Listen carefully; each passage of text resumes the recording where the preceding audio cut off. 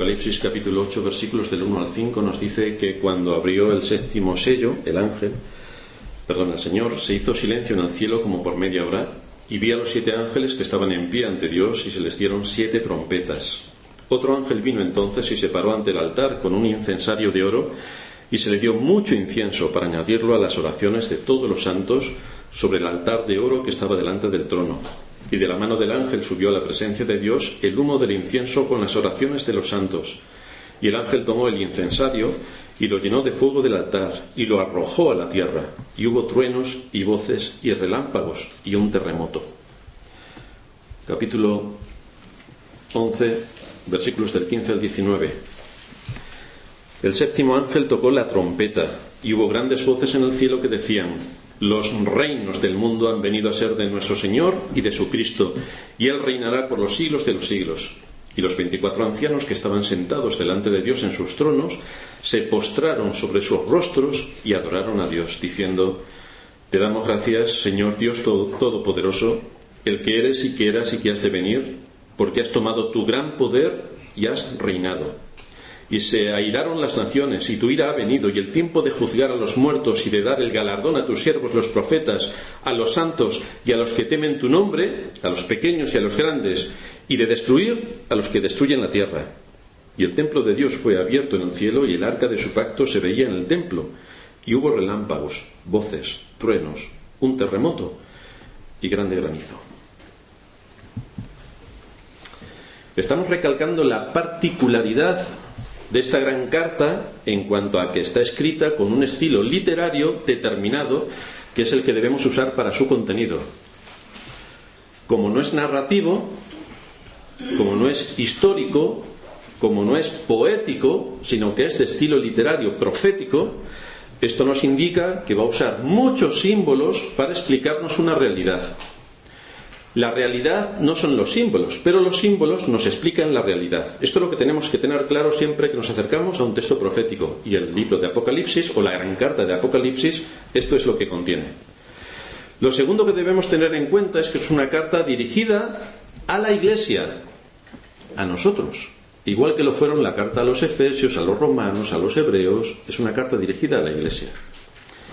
El contenido de esta gran carta no está expuesto cronológicamente, donde a cada secuencia se sigue otra secuencia, y por lo tanto empezamos el capítulo 1 y acabamos el 22 con una secuencia completa. No, así no está escrita la carta.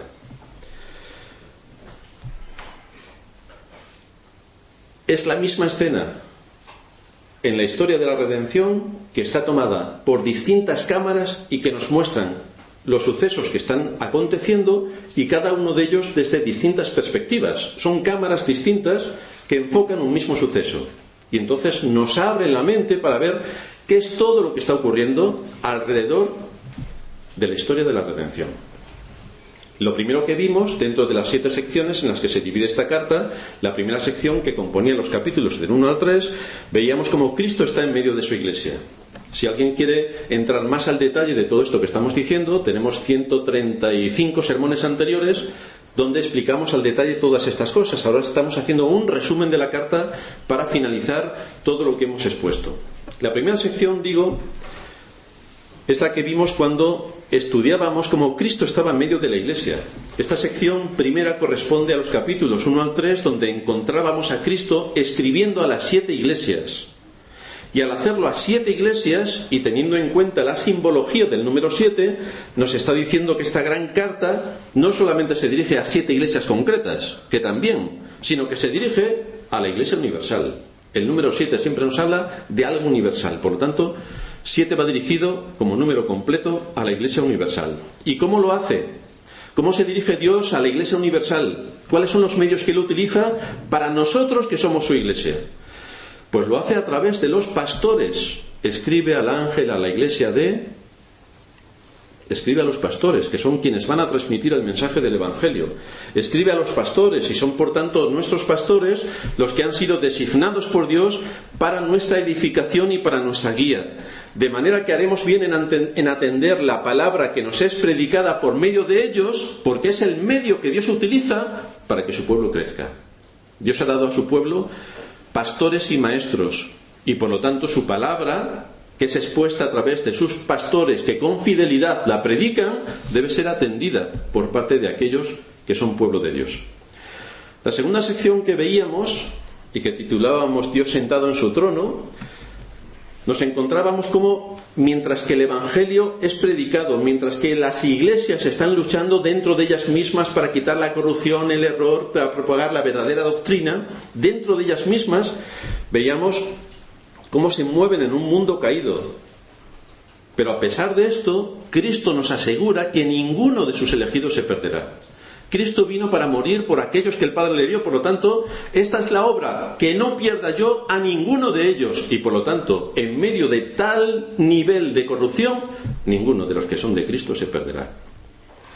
La siguiente sección, decíamos que estaban sellados los 144.000, 12 de las tribus de Israel, 12 de los gentiles, multiplicado por 1000, que es un número inmenso, pero definido, no el número 144.000, sino que todos aquellos que Dios llamó están definidos, son los que entrarán a formar parte de la Iglesia Universal en los cielos.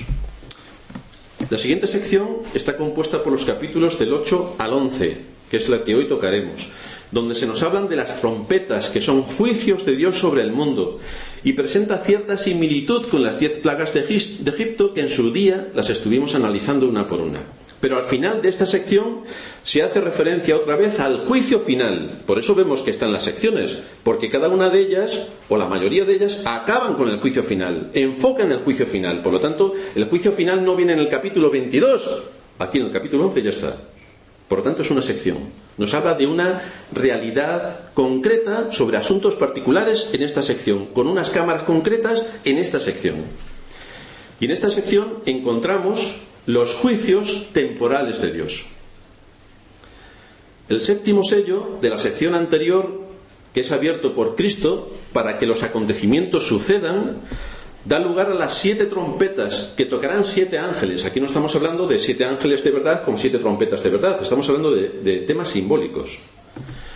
Lo cual nos indica por el número que se usa que es una vez más un juicio completo de Dios sobre la tierra, sobre las naciones y sobre los hombres.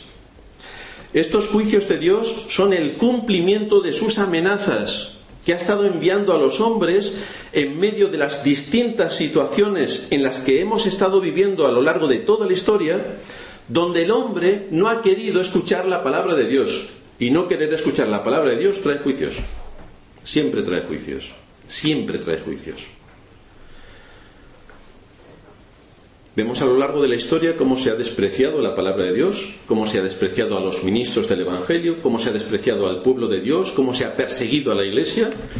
Y entonces vienen hambres, vienen guerras, vienen terremotos, vienen pestes.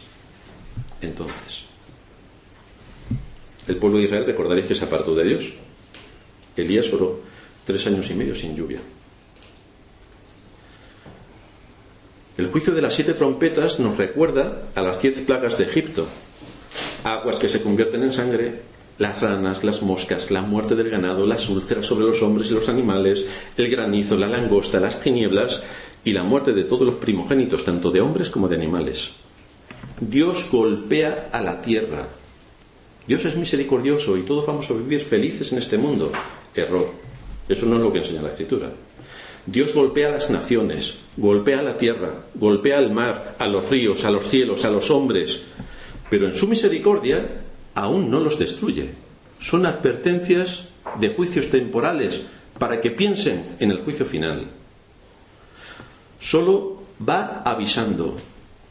En conexión directa con todos estos juicios que Dios trae sobre este mundo y sobre las naciones, nos hace una importante referencia a la oración de los creyentes. Nos dice en el versículo 4 de este capítulo 8 que leíamos, que de la mano del ángel subió a la presencia de Dios el humo del incienso con las oraciones de los santos. El incienso se ponía en el templo de Jerusalén porque después de matar a tantos cientos de animales, el olor era nauseabundo. Y entonces el Señor había establecido que se quemase incienso, abundantes cantidades de incienso. Y el incienso en las Escrituras son las oraciones de los santos que se elevan a Dios después del sacrificio para darle gracias por su misericordia. Este es el simbolismo que aquí está representando la escena. Dios recibe estas oraciones de su pueblo y entonces es cuando los truenos, las voces, los relámpagos y el terremoto se inician. Simbólicamente, no estamos hablando de temas literales, simbólicamente. Y por lo tanto vienen juicios de Dios sobre la tierra. ¿Qué efecto tienen las oraciones de los creyentes? Lo primero que tenemos que tener en cuenta es que nosotros debemos orar de acuerdo a la voluntad de Dios, no de acuerdo a la nuestra. Dios no es el mago de Aladino. Nosotros tenemos que estudiar las Escrituras y orar de acuerdo a la voluntad de Dios. Nosotros, cuando nos ponemos a orar, pensamos en nuestras oraciones como la manera de darle gracias a Dios por la multitud de sus misericordias para con nosotros, como el medio para que nos atienda en nuestras necesidades de alimento, de provisión, de trabajo, de futuro, que nos guarde, que nos consuele, que nos aliente, que nos prepare para recibir su palabra en el día del Señor, que prepare el corazón de los que oyen para darles entendimiento, que usen su espíritu para que aplique la palabra. Pero la oración no solamente es para hacer descender la lluvia y el rocío de su palabra por medio de su espíritu y traer del cielo las bendiciones que todos nosotros necesitamos, sino traer también los juicios de Dios sobre la tierra cuando se dispone a llevar a cabo su obra. También las oraciones sirven para que Dios traiga sus juicios.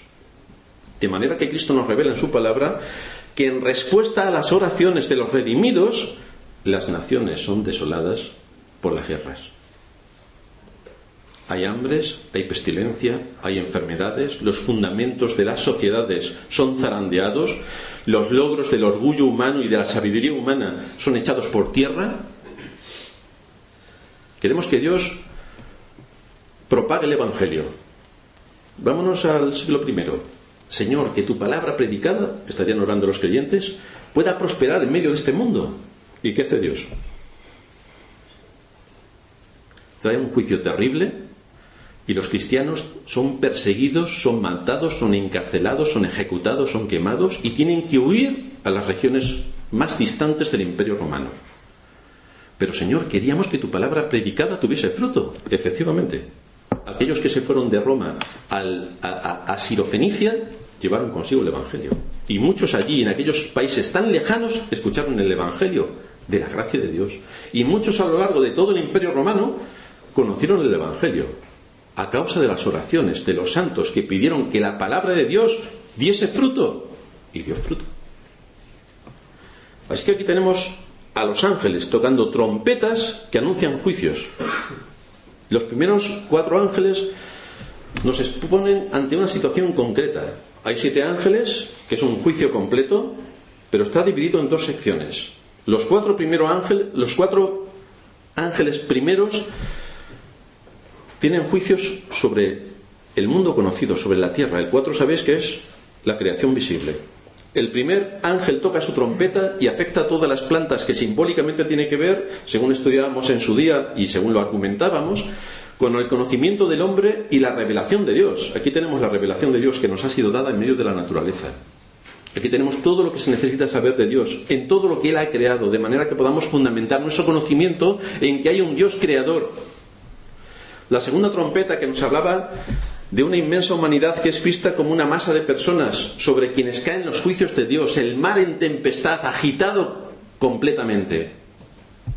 La tercera trompeta nos hablaba de los ríos y las fuentes, no ya del mar, como las aguas potables de la tierra, de la cual depende la fertilidad de la tierra y la habitabilidad para las personas, simbolizan todas las fuentes de la prosperidad y la paz en la tierra.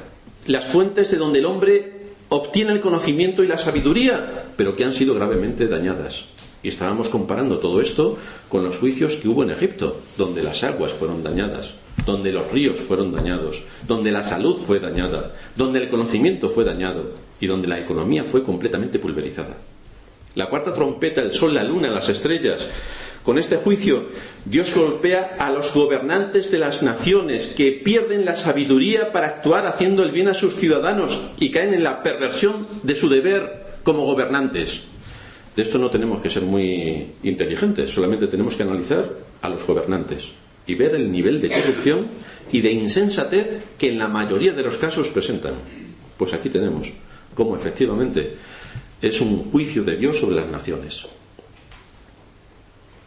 4, repito, es el número de la creación visible. Todo queda afectado por estos juicios temporales de Dios. Pero si en las 4 primeras trompeta se ha llevado a cabo un severo juicio de Dios sobre la creación visible, en las 3 trompetas que siguen se agravan los males sobre los hombres, y éstas empiezan diciendo: ¡ay! ¡ay! ¿Qué propósito tienen esos ayes?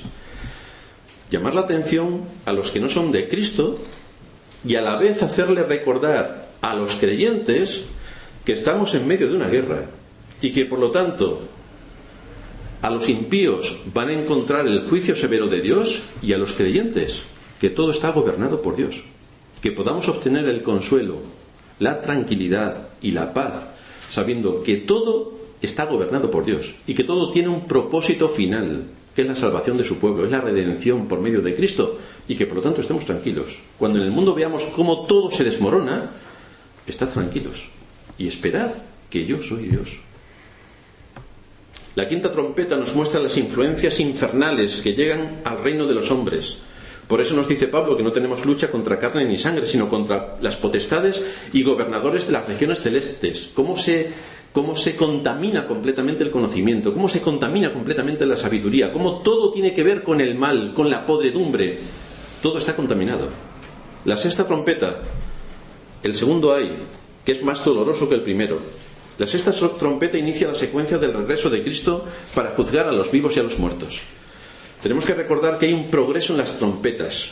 El texto las separa en 2 grupos de forma natural. Las 4 primeras, en las cuales Dios golpea las fuentes y el fundamento de donde se sostiene la vida de los hombres y de las sociedades, donde se ponen a temblar los fundamentos de la justicia y del derecho, las fuentes del conocimiento y de la sabiduría humana quedan completamente pulverizadas, y las 3 últimas, que son juicios que alcanzan directamente a las personas, no ya a la mentalidad, a la cultura, no ya a las fuentes del saber, del conocimiento y de la justicia y del derecho, no, ahora ya a las personas. La Iglesia, como todos sabéis, y el 99% de las que están fuera no lo saben, la Iglesia ha sido instituida y comisionada por Dios como columna y baluarte de la verdad para llevar a los hombres a la salvación. Nada más y nada menos, no para llevar arroz a los negritos de África, no, para predicar el mensaje de salvación. Y lo tiene que hacer mediante la predicación del Evangelio. Ahora bien, si la predicación del Evangelio es falsa, no hay ninguna posibilidad de que esas personas sean tocadas por el Espíritu Santo, porque la palabra predicada es el medio que utiliza el Espíritu Santo para tocar el corazón de aquellos que están en sus pecados y traerlos a la salvación. Sin palabra predicada no hay salvación. De manera que los hombres descritos aquí en este 6º sello, en esta 6ª trompeta, los vemos movidos e influidos por pasiones infernales que el escritor Santiago, en el capítulo 3, versículo 16, nos dice que esta sabiduría es diabólica y que hace que los hombres se levanten en contención, en rivalidad unos con otros, ambición unos contra otros, en perturbaciones y en toda clase de obra perversa. Bienvenidos, hermanos, este es el mundo que tenemos. Pero en medio de los juicios de Dios sobre toda carne, Cristo nos lleva a mirar cómo está gobernando el mundo. ¿Qué es lo que está pasando en el mundo? ¿Qué es lo que pasa desde ese trono donde Dios gobierna todo lo que acontece en el mundo? ¿Y de qué manera Él está todavía y seguirá estando en medio de su iglesia, para preservarla, para guardarla, para darle por medio de su palabra la guía y el aliento que necesita en medio de una situación tan hostil? Estamos viendo, por tanto, toda esta situación con otra cámara ubicada en otro lugar distinto, y aún estamos en la 6ª trompeta. Nos está indicando las realidades que componen el mundo en el que vivimos. La otra escena que aparece es la orden que viene desde el cielo a Juan para que coja un librito y lo coma. Fui al ángel, nos dice en el capítulo 10, versículo 9, diciéndole que me diese el librito, y él me dijo: toma y cómelo, y te amargará el vientre, pero en tu boca será dulce como la miel. Entonces tomé el librito de la mano del ángel y lo comí, y era dulce en mi boca como la miel, pero cuando lo hube comido, amargó mi vientre.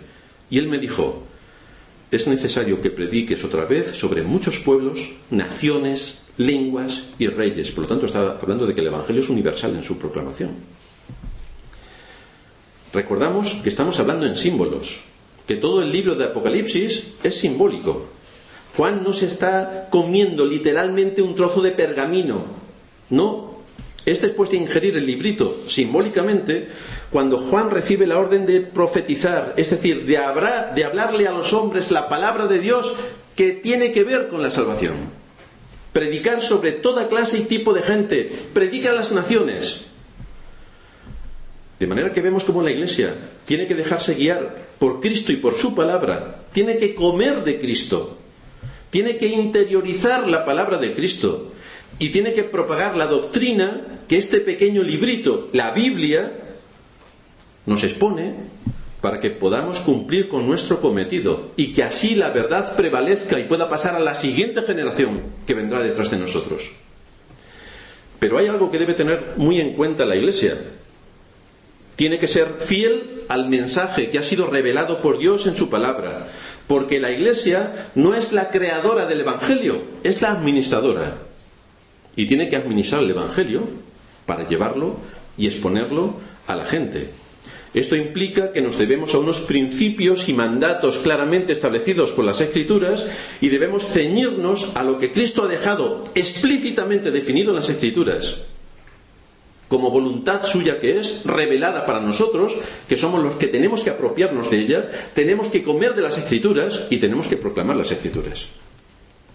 Este mandato es urgente, se le dice a Juan, es necesario anunciar el mensaje y hay que hacerlo otra vez, repítelo. Y ahora vienen unas cuestiones importantes que Cristo quiere resolver. ¿Cómo va a llevar a cabo la Iglesia esta gran tarea de la Gran Comisión cuando tiene que anunciar las palabras de este librito a todas las naciones? ¿Cómo va a llevar a cabo esta Gran Comisión? Lo primero que debemos saber es lo que creemos. ¿Qué es lo que creemos? Muchos dicen, yo creo en la Biblia. Bienvenido, hermano, Satanás también cree en la Biblia. Y todos los demonios, todos sin excepción, creen en la Biblia. Pero debes creer algo más aparte de en la Biblia, porque los testigos de Jehová creen en la Biblia, los mormones a ratos también, los católicos creen en la Biblia y todos creen en la Biblia. Pero tenemos que definir qué es lo que creemos de la Biblia. Para eso tenemos nuestra confesión de fe, en la que definimos qué es lo que creemos que enseña la Biblia. Por eso es tan importante la confesión de fe, porque tenemos que saber qué es lo que creemos. No solamente creo en la Biblia, sino qué creemos de lo que enseña la Biblia. Tenemos que definir las verdades que se exponen en las Escrituras, para que luego podamos dar un testimonio real y verdadero acerca de lo que la Escritura está enseñando. Porque será así como podremos cumplir con la función que tenemos encomendada para este mundo. Pero si nosotros no sabemos lo que creemos, porque solamente creemos en la Biblia, ¿cómo vamos a poder exponer las verdades y los misterios de Dios a los hombres si nosotros mismos somos ignorantes de lo que Dios quiere decir? En otras palabras, ¿cómo puedo yo enseñarle matemáticas a mi hija si no sé ni siquiera cómo se escriben los números? Primero tendré que definir cómo se escribe el 1, cómo se escribe el 2 y así sucesivamente. Después tendré que aplicar las reglas por las que se establece la suma, la multiplicación, la división y la resta. Y componiendo todo esto, y con mucho esfuerzo y sacrificio, podré hacer trigonometría. Podré elevar al cubo raíces cuadradas y podré hacer 1000 cosas más. Pero necesito conocimiento, necesito definir qué es lo que sé para poder anunciar y proclamar el mensaje del Evangelio. Después se nos detalla en ese mismo texto cómo debe ser medida una iglesia. Porque claro, todos somos iglesia. Solamente hace falta que allí en la puerta el rótulo ponga iglesia. Ahí tenemos una iglesia. Eso es falso por completo. Tenemos el rótulo, pero no tenemos la iglesia. Se nos dice en la Escritura, se nos dice en este pasaje de Apocalipsis, cómo tiene que ser una iglesia. El apóstol Juan dice, me fue dada una caña semejante a una vara para medir. Por lo tanto, tenemos un instrumento para medir la iglesia. ¿Cómo se mide la iglesia? Esto es importante porque tenemos una referencia. Dios le indicó a Juan con precisión aquello que debería usar como referencia. Y la referencia que tiene es el librito que se había comido. La referencia que tiene es la palabra de Dios. Es el Evangelio. Cristo no deja cómo debe ser una iglesia. ¿Cómo se organiza la iglesia? ¿Cuál es el culto en la iglesia? ¿Cómo debe ser la alabanza en la iglesia? ¿Cómo se tiene que exponer su palabra en la iglesia? No lo deja a nuestro criterio. No dice, aquí que somos de España, aquí vamos a hacer bailes sevillanos. y luego nos vamos a Rumanía y vamos a bailar como bailaba el conde Drácula, y luego nos vamos... No, Dios establece exactamente cómo tiene que ser adorado. Así que medir el templo de Dios, medir el altar y medir los que adoran no ha sido dejado al criterio de las opiniones humanas ni a los razonamientos del hombre, ni dependiendo de la moda de la época en la que nos haya tocado vivir, hacemos una cosa o hacemos otra, dependiendo si ahora hay que bailar o mañana hay que poner aquí una pizarra y escribir con tiza. No, eso no ha sido dejado a la libre elección del hombre. El instrumento para medir y definir lo que es el templo de Dios, el altar y los que adoran, es la palabra escrita. Por lo tanto, tenemos que estudiar. Hay que estudiar con rigor las Escrituras. Es con la medida que nos proporciona la palabra de Dios con la que nosotros podemos medir cómo es una verdadera iglesia. Y hay unos parámetros muy claros en las Escrituras de cómo es una verdadera iglesia. Tenemos que medir, en segundo lugar, a quién estamos adorando y qué se demanda de los que adoran. Porque si alguien nos ha dado cuenta, nuestras paredes están limpias de imágenes. Por lo tanto, evidentemente no somos católicos romanos. Esto es una señal. ¿A quién adoramos? Dios es espíritu, y los que le adoran en espíritu y en verdad es necesario que le adoren. En espíritu. Y le tenemos que adorar en espíritu. Y en tercer lugar, ¿quiénes son los que verdaderamente adoran? ¿Quiénes son los que adoran?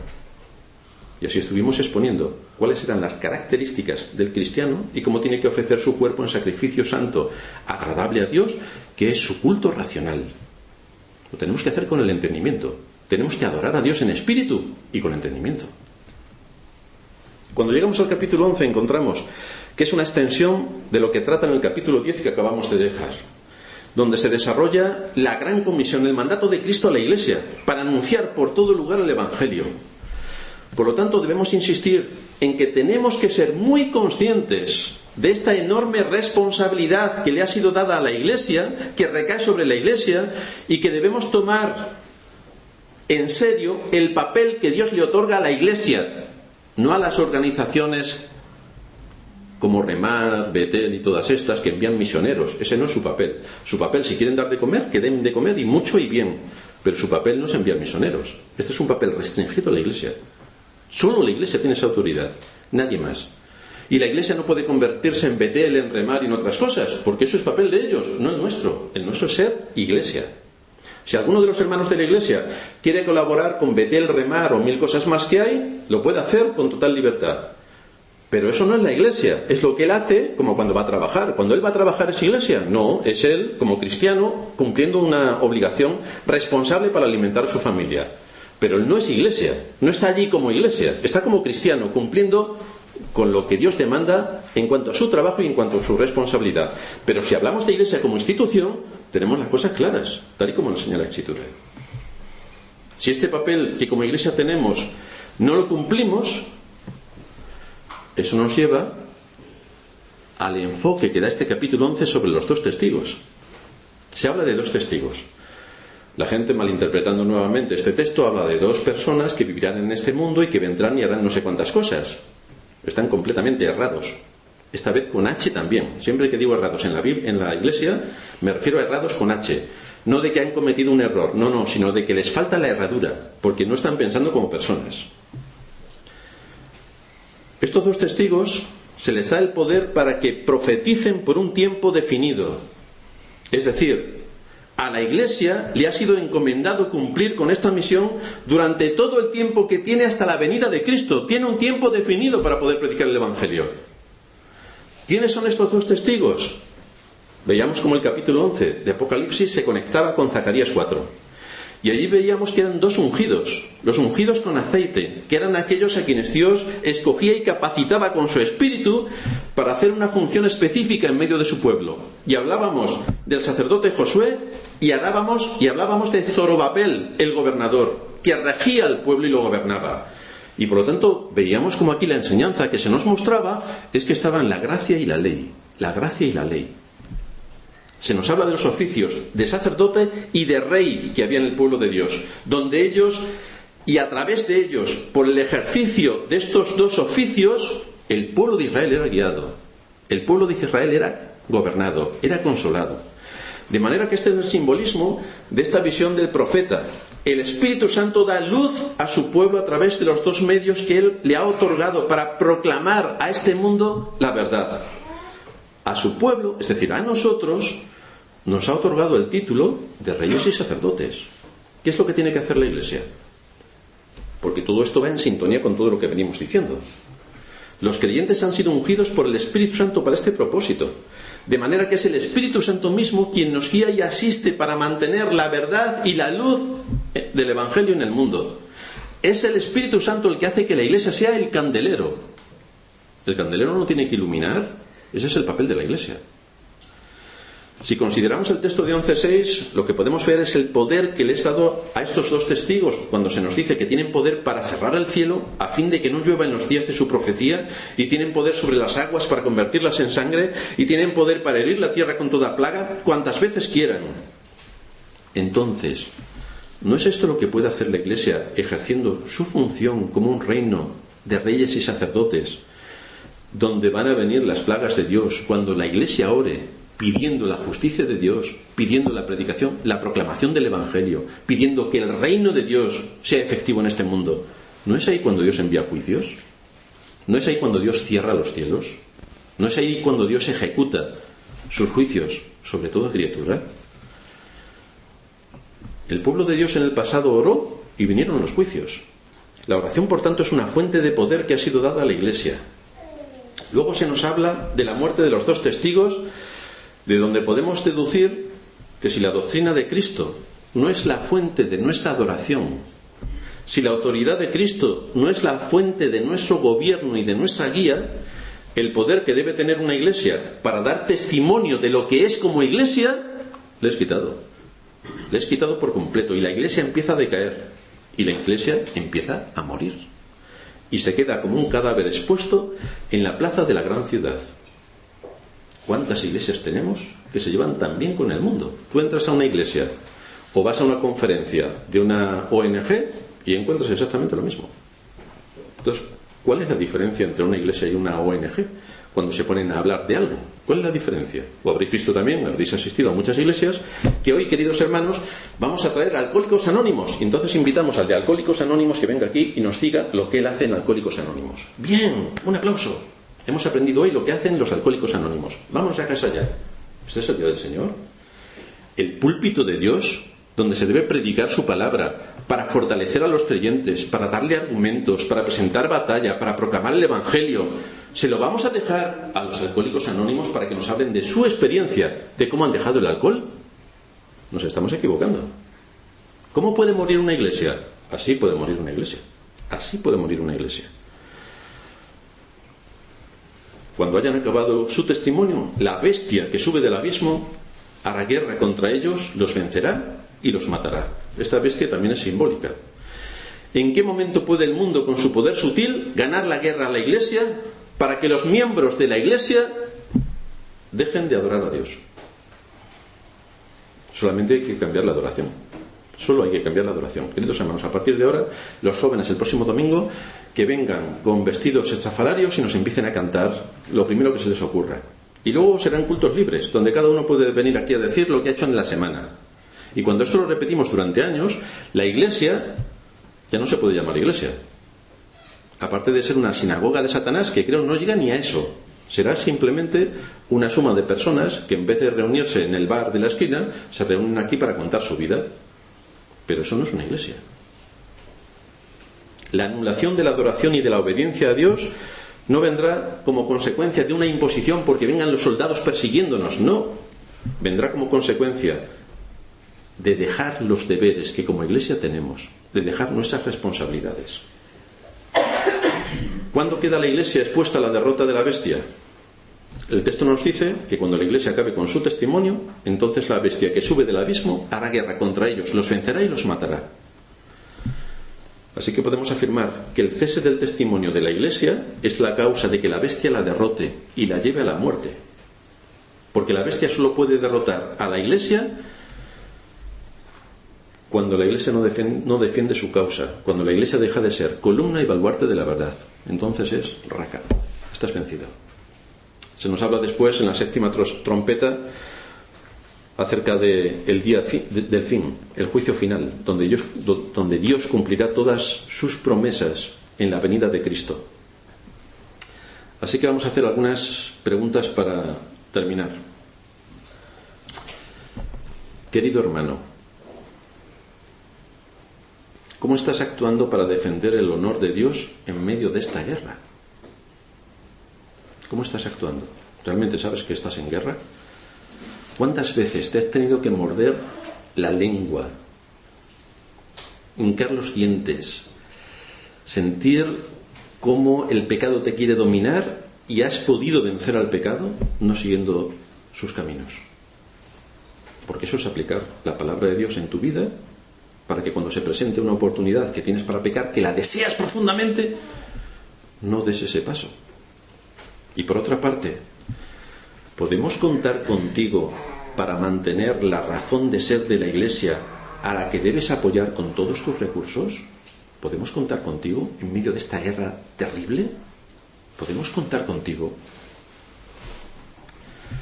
A los padres, sabiendo la estrategia del enemigo y cómo manipula absolutamente todo y tiene corrompido todo el conocimiento y la sabiduría humana. A los padres, ¿estamos formando adecuadamente a nuestros hijos para enseñarles a que no sean engañados por este poder destructor que es el mundo en el que vivimos con todas sus modas? ¿Estamos enseñándoles a que piensen con el cerebro y con la inteligencia y puedan deducir cuáles son las manipulaciones a las que son expuestos? Y a los jóvenes, que no se me olvidan nunca, sabes perfectamente que el mundo te está engañando. Lo sabes perfectamente. Además te gusta. Te dejas seducir completamente, porque como te gusta, crees que eso es lo mejor para ti. Pero ¿sabes que te vas a presentar delante de Dios para dar cuenta de todo lo que has hecho en tu vida, de lo que tus padres saben y de lo que no saben? Incluso algunas cosas que tus padres no saben, las sabe el pastor. ¿Te das cuenta que te vas a presentar delante de Dios para dar cuenta de tu vida y de cada cosa que estás haciendo? ¿Te vas a poder presentar delante de Dios tranquilamente? Este es el mensaje de la Escritura. Estamos en medio de una guerra. Los poderes del mal son terribles. Tenemos un papel como Iglesia. Sabemos que por encima de todo Dios está gobernando, lo cual nos trae consuelo. Pero debemos seguir manteniendo nuestra posición en el combate y mantener nuestra fidelidad a las Escrituras, para que sigamos siendo como Iglesia aquellos que defienden el testimonio de Cristo, manteniendo la Iglesia como columna y baluarte de la verdad, porque ese es nuestro mandato y es nuestra responsabilidad. Vamos a terminar en oración.